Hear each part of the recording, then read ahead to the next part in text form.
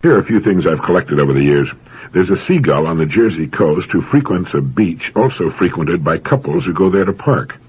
This bird circles high overhead and drops clams on the tops of automobiles in order to break the shells. It never drops a clam on a convertible, just solid top cars. Almost always, the car in which the clam has been dropped can be seen to immediately move away. A larger number of women than men attempt suicide, but men outnumber women by more than 3 to 1 in successful efforts. It seems that women don't really want to destroy themselves, but rather draw attention to their ills or grievances. Women are the beneficiaries of 80% of all life insurance in force in the country. They also receive 71% of the total estates left by men and 64% of the estates left by women. A woman has written that when a man looks a woman straight in the eyes, she'd better do something about her figure. And a woman is perturbed by what a man forgets. A man is perturbed by what a woman remembers. And did you know that a psychoanalytical study has come up with a discovery that the majority of women hate men?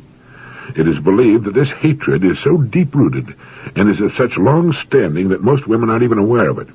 But the cause of the whole thing, the authorities agree, has its basic cause in woman's resentment of a male-dominated world, which in turn is founded on the mistaken notion that men are supposed to be endowed with qualities which make them superior to women.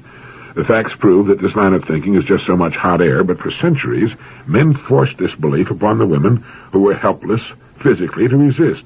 It's the old story of might makes right. Men subjugated women because they were physically smaller and weaker, and in that day and age, physical strength rather than brains held the balance of power. Alfred Adler, the famous psychologist, points out that this crazy concept that men were supposed to be superior to women causes such extreme tension between the sexes as to seriously jeopardize any really happy relationship between a man and a woman. But if the woman realizes why she has these deep-rooted feelings toward men in general, she can usually overcome the situation and live happily with her man anyway. This is especially true if she's married to a man with some sense who realizes that differences between human beings do not indicate superiority or inferiority, they're simply differences. The wise woman realizes that it's ridiculous to blame her husband for the conduct of other men at other times in history. Her husband can be an honest man even if his grandfather was a horse thief. But the old deluded dogma of male superiority has been rammed down women's throat until she just naturally chokes up with rage. And, as they say, this has been going on since way before the beginning of civilization. I used to wonder why women in general show so little courtesy to men. This must be the reason. They don't like us, and they can't be blamed for it. As our civilization progresses, perhaps gradually we can get rid of women's ancient animosity toward anything wearing pants. We no longer think you're inferior, ladies, nor superior. Here's a question for you. If you had your life to live over, at least that part of it you've lived, would you do the same as you've done, or would you live it differently? Now, I don't mean the little things so much, but rather the big important things. It's a big question, and according to a survey, 1/3 of the women would do differently if they could live their lives over again, and better than half the men would have chosen some other line to follow. Now, at first glance, it appears that women are a lot smarter than men in making the major decisions that affect their lives, but that's not the whole story. Men have a much wider choice as to careers than women. You can say that women have exactly the same choice, but it doesn't work out that way. You don't find many women piloting commercial aircraft, or ships at sea, or playing center for the Chicago Bears, or second base for the Yankees. Most women consider their careers to be marriage, children, and a home, and it's a big enough career for anyone.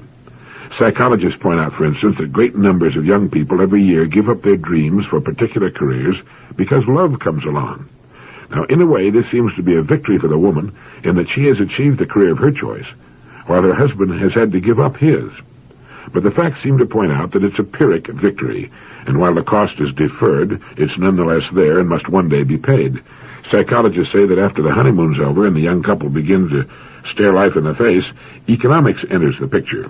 And this is one of the major reasons why more than half of the men surveyed indicated that they would have done differently if they could live their lives over again. They did not mean they would not have married their present wives necessarily, although I'm sure there were a sprinkling of these, but rather that they would have waited until they got on course before they married. Most of them in a few years wish they'd stuck to their original career decisions. They see then, although it seems they can't at the time of their mistake, that they could have had the career of which they'd planned and dreamed, and the woman to whom they married. They could have had both. but they foolishly gave up one in favor of the other. They quit too soon. Economy is the great modifier of romance, and the girl is very wise who tells her young man to finish his preparation for his career before they marry. If their love is real and strong, it can stand the test of time. Time will only deepen it. If it's not the real thing, waiting will expose its flaws to the benefit of both of them. She will have a much better life, a contented husband, a better place in the community, and very probably more money to spend if she'll concentrate less on victory and more on a peaceful alliance. Occasionally, this picture is reversed, and then the man should be content to wait. A man needs a career outside of his home as well as a wife and children. Young women should remember this and get their starry-eyed young man back on the right track. I have an office in Fort Lauderdale, Florida, where I now do most of my writing. It's near a large, popular marina. And during the hour I take off for lunch, I enjoy walking about the marina in the sunshine and seeing what new boats have shown up. The other day, an interesting steel schooner of about 60 feet came in as I stood near the fuel dock. She had obviously been on a long voyage and was from out of the country, as her yellow quarantine pennant signified. I struck up a conversation with one of her 3 young crew members and learned they were British. They had sailed the schooner from England, first visiting Scandinavia and the North Sea, then down the coast of Europe to the Canary Islands, and from there to the West Indies, where they'd spent 3 months island hopping, scuba diving, fishing, and just enjoying themselves. One is a dentist, one an engineer, and the third, who owns the schooner, is a university graduate who is simply looking for adventure. They're all still in their 20s, in great shape from their months at sea, and delightful and interesting young men. My wife and I have had them over for cocktails and dinner and introduced them to a few people in the area. Everyone to whom we've talked about them agrees with us that these young men are doing something more young people should do. They're devoting a year or two to travel and adventure and to getting their heads on straight before entering their careers. Most young people go from school directly into their careers, from one institution right into another, with no breathing and thinking time in between. Now our young English friends are working and saving enough money to continue their cruise. They hope eventually to work their way around the world, and the dentist and engineer are thinking seriously of settling in the United States when their odyssey has ended. Here's an interesting fact, talking about cruising around the world. Of all the water on Earth, less than 1% of it can be used for human and animal consumption. Of this 1%, about 26% of it is found in the United States. 97.2% of all the water on Earth is salt water and found in the great oceans and seas. Now, this leaves only 2.8% that's drinkable, and most of this amount is in glacial ice, which we can't use, at Greenland and the South Pole. The Antarctic ice sheet, the heavy layer of ice covering the South Pole, represents some 90% of all existing ice in the world, and on the average is a mile thick. It's all fresh water, of course, since the great ice cap averages about 6,000 feet above sea level. At the South Pole, the ice is 9,200 feet above sea level. In at least one region, the ice is 14,000 feet thick and rests on land far below sea level. Most of the world's fresh water supply frozen stiff on the great continent of Antarctica and on Greenland, the world's largest island. Greenland is 50 times larger than the country that owns it, Denmark, about a fourth the size of the United States. 85% of it is covered in perpetual ice up to 10,000 feet thick. It isn't green at all. It was called Greenland as an advertising come-on for settlers, sort of like selling waterfront lots in Tierra del Fuego. Emerson wrote, "Nature magically suits the man to his fortunes, making these the fruit of his character." You have only to hold an apple in your hand to know that it came from an apple tree. It could not have come from any other kind of tree on earth, for we know the tree by its fruit, and you can tell a lot about a person by his fortunes, because, as Emerson said, they are the fruit of his character, and they are represented by his environment, what he has, what he is, what he does. But most people seem to believe not that their fortunes are only the reflection of what they are, but rather that they are the reflection of their fortunes. And thus they often domesticate themselves to live in an environment and under conditions which they do not like or enjoy because they feel there's no escape. My daughter used to ride in horse shows until she discovered boys are more interesting than horses, and while this is in many cases debatable, it often brought to mind an interesting parallel. Between horse show events, I used to hold and walk her horse for her. He was a magnificent thoroughbred hunter, alive with nervous energy and tremendous power. With one hand, I kept his nearly 1,000 pounds under control as he slobbered down my sleeve, just as my little girl did when she took him over the jumps. The thing was that he didn't know his power, nor that he could be free of either of us. He was controlled by our minds, certainly not by our strength, just as we control all the animals of the earth. And like the horse, millions, perhaps, are daily led through their paces by an environment of their own creation, never suspecting that they themselves have fashioned a halter in the lead by going along with it. That its strength lies solely in their thinking it controls them, and because they do not understand this, they are held as prisoners of themselves. Spinoza said, "To understand something is to be delivered of it." So then it is not their circumstances which control them. It is their lack of understanding that their fortunes are the fruit of their characters. Are you familiar with Buddha's Eightfold Path?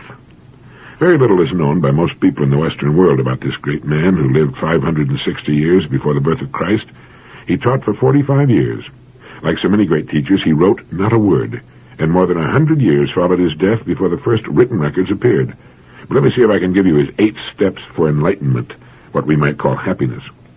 There are really 9 steps, because one that he stressed that does not appear in the 8 is right association. To understand that good health is as contagious as disease, as are virtue and cheerfulness. So the preliminary step is to associate with those whom you want to be like. Then step number 1 is right knowledge. Anything here would be an oversimplification. Let's just say that right knowledge is an understanding that what is right is natural for us. To follow our natural inclinations and seek truth in everything we do or say. To understand that we can overcome our difficulties by following the right path and by having an ongoing program of continuing education. Step number 2 is right aspiration. To make up our minds as to what our hearts really want. To get on course toward it and stay on course. Step number 3 is right speech. To watch what we say in the understanding that it is an indication of what sort of person we are. To try to speak the truth in everything we say, and to say nothing that will not in some way help a situation or a person. To understand that our speech gives us away not just to others, but if we're wise, to ourselves. It reveals our true character, and like anything else, it can probably stand some improvement. Step number 4 is right behavior, and this includes the 5 precepts, the Buddhist variation on the second or ethical half of the 10 Commandments. Do not kill. Strict Buddhists are vegetarians. Do not steal. Do not lie. Do not be unchaste. Do not drink intoxicants. Step number 5 is right livelihood. By this is meant to work at something which makes a positive contribution to society and is compatible with living the good life. Step number 6 is right effort. Buddha says, those who follow the way might well follow the example of an ox that marches through the deep mire carrying a heavy load. He is tired, but his steady gaze, looking forward, will never relax until he comes out of the mire, and it is only then he takes a respite. Step number 7 is right mindfulness. No teacher ever credited the mind with more influence over life than did Buddha. The best loved of his texts, the Dhammapada, opens with the words, all we are is the result of what we have thought. And step number 8 is right absorption. That is, meditation until you have seen the truth, have received enlightenment.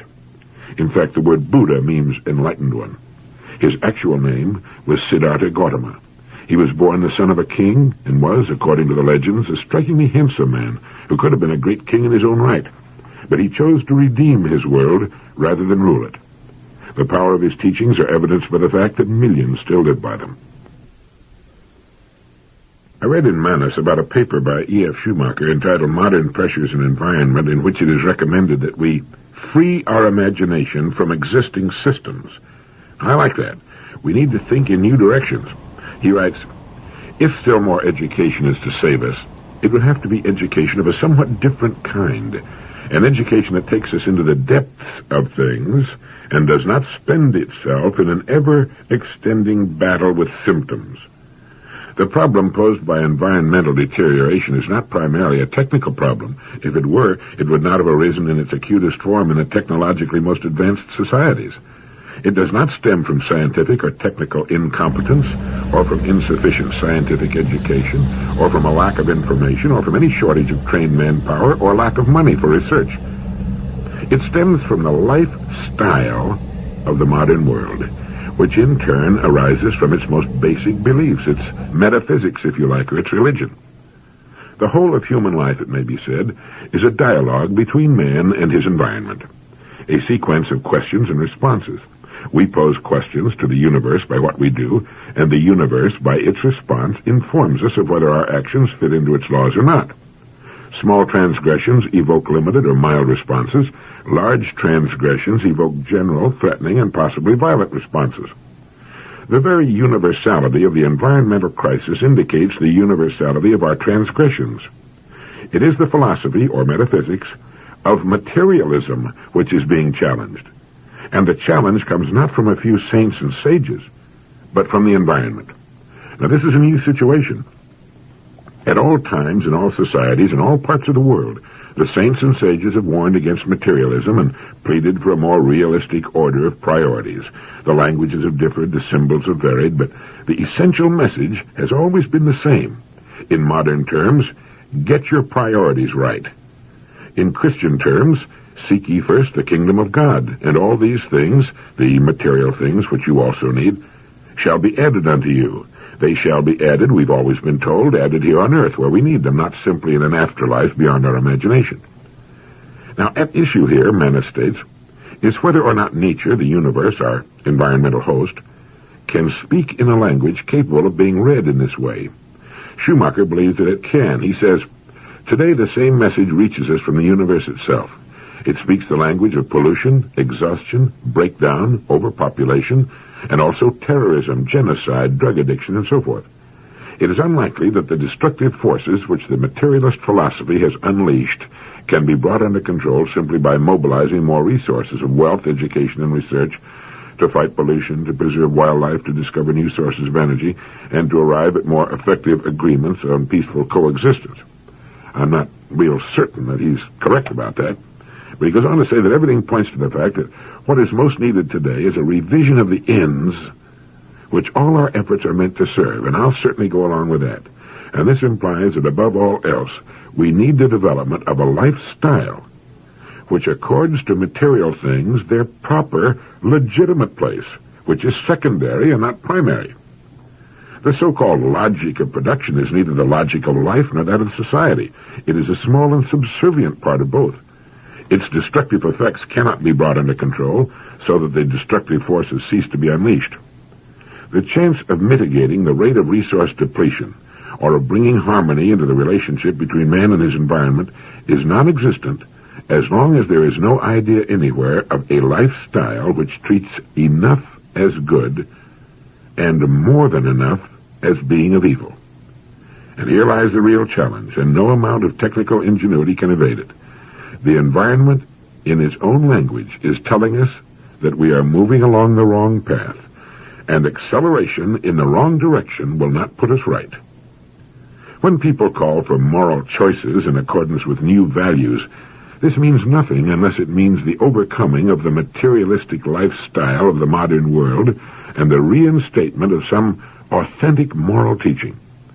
And Mr. Schumacher turns now to the traditional 4 cardinal virtues: prudence, justice, courage, and temperance, showing their application to the frenzied pattern of consumption which characterizes modern life. The fact is, as Manus points out, that habits of excess and waste have become reflexes in our daily life.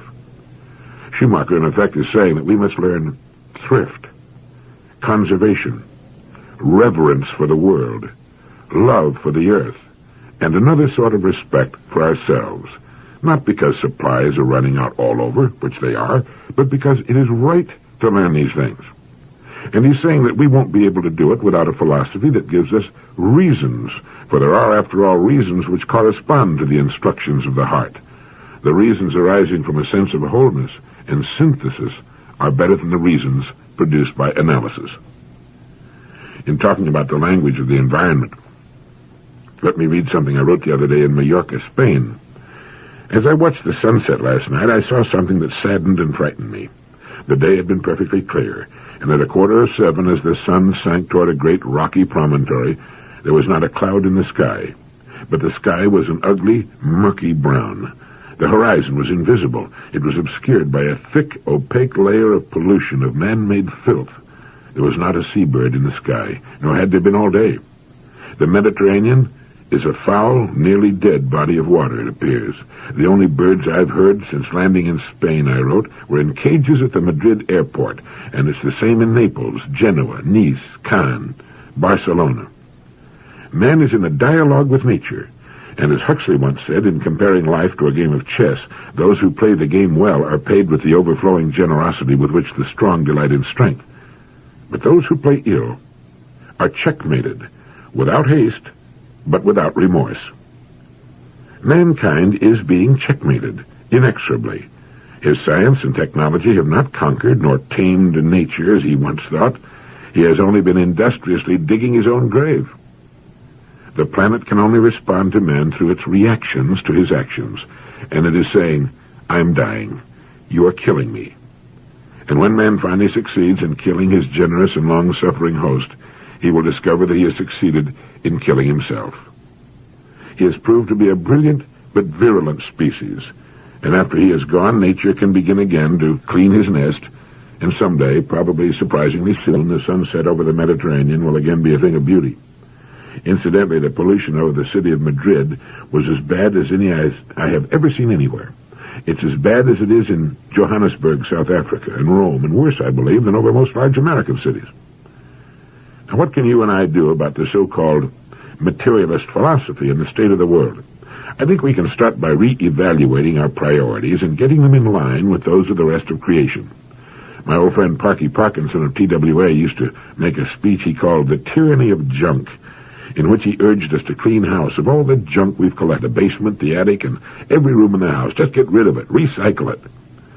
We can begin to discriminate as to what we're going to purchase with our money. Practice thrift on the one hand, and an avoidance of the continuing collection of junk on the other. We can develop and talk about a reverence for life, for the earth, and for each other. We can tell our kids, no, you can't buy that. Play with that mountain of toys you've already collected. Now, speaking out against materialism in our society is almost a kind of atheism. It's like being against mother and apple pie. And it isn't that we're against the technological industrial structure we've created. It's just that we want to relegate it to its proper place in the order of things. It shouldn't be in first place, not by a long shot. Now, in an earlier direct line, I quoted Mumford's suggestion that we make selective use of the best that our society has to offer. By all means. But we can be very selective. Yesterday I was shopping in the grocery store and picked up a tube of shampoo, since it was on my shopping list. When I saw the price stamped on it, I put it back and said to myself, I'll wash my hair with soap. There are so many things we can do without and still live well, even better. Now, we want our great business establishment to flourish and wax profitable. We would like to see it extend its sales and distribution and effects to the four corners of the earth. But let us make it qualify for our business the hard way, by producing a needed or much desired product of the very finest quality. Let's take home no more junk. Let's put ourselves and our kind and our earth and its creatures and beauty back into their proper places. I was reading of a proposal to put into orbit around the earth great reflectors to capture the sun's energy and send it to Earth by microwave. If the plan works, the Earth will have a free, non-polluting source of unlimited energy for at least the next 3 billion years, free at least at its source. It caused me to remember that there's always a way to what we need and want, if we don't stop with early ideas and decisions and get stuck on them. There's not only a way to what we want, but a way that is exactly right and does not demand too great a trade-off. Now, fossil fuels now supply 97% of all the Earth's energy needs. That's practically all of it. In less than 100 years, our dependency on this convenient and heretofore abundant fuel supply has become all but totaled. Now it's running out, perhaps in the nick of time to save the biosphere from lethal doses of hydrocarbon pollution, and we must turn to new energy sources. As we find them, we will wonder at our long dependency on fossil fuels. Now, it's the same with us when we follow the dictates of the voice that speaks to us at quiet times, the voice that is our true selves trying to get through the artificial wall we work so hard to build around ourselves. When we have finally taken the steps we wanted for so long to take, we invariably say, "Why did I wait so long? What in the world was I afraid of?" We tend to stop at partial solutions in almost everything we do. We get out of school, and as a rule, let our very partial and incomplete education suffice for the rest of our days. It's no wonder that so many millions are hanging on for dear life to the rudimentary and partial solutions they've managed to find for themselves. Eric Hoffer, in his book The True Believer, has told us that there is a conservatism of the very poor that's as rigid as that of the very rich. They fear any change in the belief that no matter how bad their present situation may be, any change at all might be a change for the worse. We might say the middle class seeks change in that it tends to be upwardly mobile, but change to the middle class consists of a series of quickly grasped stopgap measures based mainly on the direction of the economy. When I read of Edward G. Robinson's death, I learned for the first time that his lifelong motto had been to reach beyond his present grasp. Now, I don't recall the exact words. I should have written them down at the time. It wasn't that he was advocating living beyond our means. It was more a matter of recognizing just what the true extent of our real means are and challenging ourselves to reach more closely toward them. And each of us has a voice bidding him to follow the way that is right for him. That voice is what the ancient Greeks called our soul, the real person lurking behind the facade we present to the world. I think that's why meditation is such a good and constructive practice. When we sit and quietly meditate, clear our minds of all cares, we let that quiet voice come through. Not at first, perhaps, but with a little practice it'll come. Very few people in the Western world meditate, and they often cut themselves off from their true selves by not following this ancient and enlightening practice. Perhaps it's in our childhood that we learn to settle for less than we could really achieve. How does that line go? Men are made into slaves not by heredity, but by the habits bred into them in their youth. We learn as youngsters that it's all right to settle for a passing grade. It's good enough becomes our slogan. And then we find ourselves applying it's good enough to more important things like a job, income, home, neighborhood. Do you like your work? Oh, it's good enough. It's okay.